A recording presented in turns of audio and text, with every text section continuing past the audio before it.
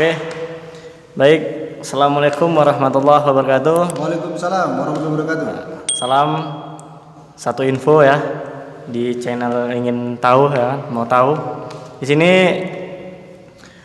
gua sama bos ya kan, bos ibarat member ya, sama-sama kawan ya. Jadi kali ini kita akan bahas tentang Chandra Teja, si bebek dungu ya kan, lihat Chandra Teja dungu. Jadi saya mau tanya dulu sama kawan saya, Ya. apa nih yang kemauan si Chandra Teja ini sehingga dia membilangkan para member VTube maupun yang lain bebek dungu. Ya. Nah, motivasi beliau ya, ini sekarang artinya saya lagi menjawab. Nah, ya, ini saya lagi menjawab. Yang jadi motivasi beliau tidak lain dan tidak bukan adalah cari uang, ya. Dia nggak mungkin buat channel itu hanya untuk sekedar hobi-hobian, nggak ada itu, nggak ada cerita. Bahkan sekelas artis pun cari uang, ya. Dari main YouTube mereka cari uang, jadi nggak munafik kalau nggak mencari uang. Tapi, Chandra Teja ini nyari uangnya menyakiti hati orang lain. Oh begitu ya? Ya, kenapa menyakiti? Ya karena setiap orang bermain di bisnis, salah satunya adalah VTube, dibilangnya bebek dungu. Siapa yang nggak sakit hati? Cocok? Cocok, betul. Apalagi pertanyaannya? Oh, jadi gini, Chandra Teja ini dalam pandangan Bapak ya, orang apa sih gitu? Kalau dilihat dari matanya sipit, kayaknya sih udah paham lah kalau udah mata sipit. Ya kalau di Indonesia kita sebutlah kaum minoritas lah. Itu dia. Minoritas ya, kayak Tionghoa gitu. Mungkin dari Tionghoa itu, dari gayanya Tionghoa dia. Karena tak pernah dengar kita ucapkan assalamualaikum warahmatullahi wabarakatuh. Betul. Dia langsung hai para lover, para hater, entah apa dibilang. Jadi tengok, kita lihat dulu halaman dia ya kan. Oh, dia ternyata buat konten baru ya. 1 jam lalu ya kan. Terus di sini udah kita lihat ya, udah berjalan. Tengok yang merah itu sudah kita lihat. Isinya menjelek-jelekkan lagi ternyata. Ya. Nah, jadi kan tentang Happy Earn. Happy Earn ini aplikasi semacam bisnis investasi. Ya. Nah, jadi dia semua dari mata dia jelek gitu. Yang bagus itu seperti apa gitu, kita nggak tahu ya kan.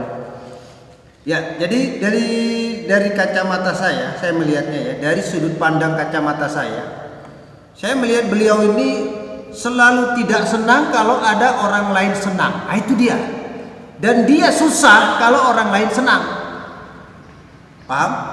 Begitu ya. Makanya dia sering mencari-cari sesuatu yang belum tentu benar. Contoh VTube, ya. VTube sampai hari ini itu digas terus sama dia, dijelek-jelekkan. Pokoknya habislah VTube dikerjai sama si Chandra Teja ini. Salah satunya adalah dengan mengatakan VTube bisnis abal-abal, VTube bisnis yang kemungkinannya mau menipu, VTube bisnis yang dikerjakan sama para bebek-bebek dungu, ya. VTube dengan segala kebohongan, VTube leadernya udah pada kabur, VTube bisnis kayak lincong tak apa-apalah, pokoknya banyak kali itu Chandra Teja. Dan dia meraup banyak keuntungan dari jumlah view itu ya dari VTube paling banyak. Jadi konten-konten dia ini udah kami perhatikan semua, ada 86 konten lah, 86 video itu. Ya, jadi kontennya itu udah kalau kami perhatikan, ya dia meraup banyak keuntungan dari VTube. Nah, seharusnya dia datang kepada manajemen VTube.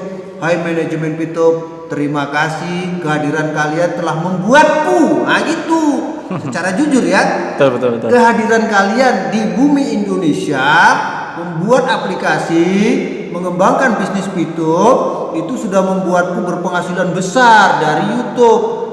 Ini malah habis pula dikatakan bebek dungu.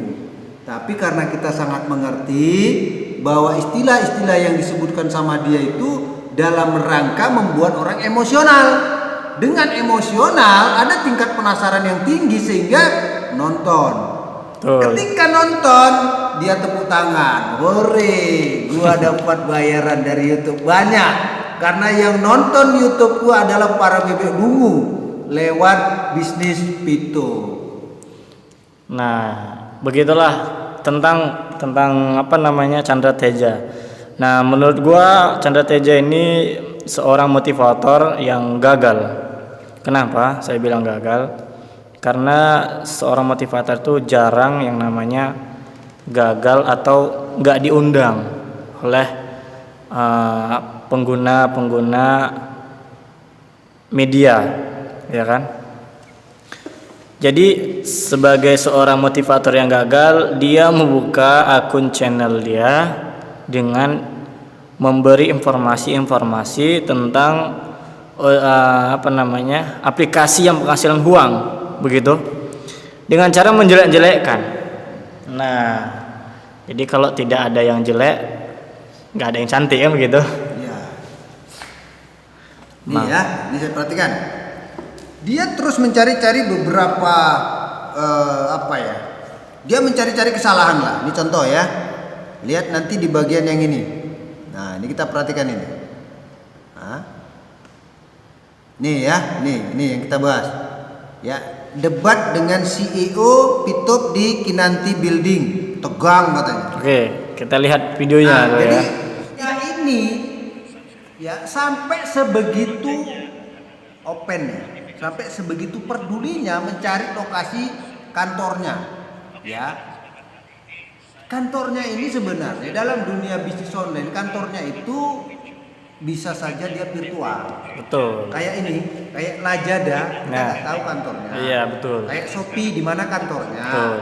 Kemudian kayak Tokopedia, nggak tahunya kantornya. Betul. Kemudian Bibli, Betul. kemudian ini itu, nggak tahunya kantornya. Ya kan? Jadi dia ini orang yang apa namanya mencari tahu terus, ya persoalan-persoalan yang bisa diangkat ke permukaan untuk mendapatkan view. Nah, dan di sini view-nya lumayan banyak nih. Nah, view-nya 146.000. Nah, ya ini dia ini sebenarnya mau mendatangi kantor, niat buruknya itu udah ada. Nah, niat buruknya itu udah pasti ada. Salah satunya dengan nanti akan nggak ketemu kantornya itu, karena kan kantornya virtual. Ini kan sekarang musim corona. Nah musim corona ini kan sekarang situasinya nggak boleh orang pada kantor, semuanya secara virtual, kerjanya secara virtual. Ini dia nggak berani masuk ya, cuma dari luar aja itu videokannya. Nah, ini nyala-nyalakan. Sekarang dia nyala-nyalakan. Mana ada kantor di situ? Udah nggak ada betulnya itu. Nah inilah kalau orang yang modelnya iri dan penuh dengki. Betul. Nah, tapi dia munafik. Ya, karena ini salah satu trik dia untuk mendapatkan ini jumlah 146.000. Ah, udah paham lah Chandra lah, udah Chandra Bracan itu terbaca kami dah. Ya, gayamu dengan membuat konten-konten seperti ini kami udah ngerti, isinya udah kami lihat semua itu. Ya, intinya dia mau ngasih tahu sesungguhnya kantor Pito itu nggak ada, itulah dia. Nah, jadi dibuat-buat sama dia supaya ya orang lain percaya. Dalam dunia online kantor itu virtual, nggak penting ya, nggak penting. Nah, kenapa? Nah, karena kan kita bukan bisnis investasi, kita nggak ada sama sekali setor dana ke perusahaan, betul? Kalau kita setor dana ke perusahaan, mungkin perusahaan bawa lari uang kita. Ini nggak ada. Betul. Kalau sesama member, namanya bisnis, udah biasa itu. Oke guys, cukup. Oke. Nah, jangan lupa subscribe, like, komen ya untuk bantu channel ini tentang dunia informasi.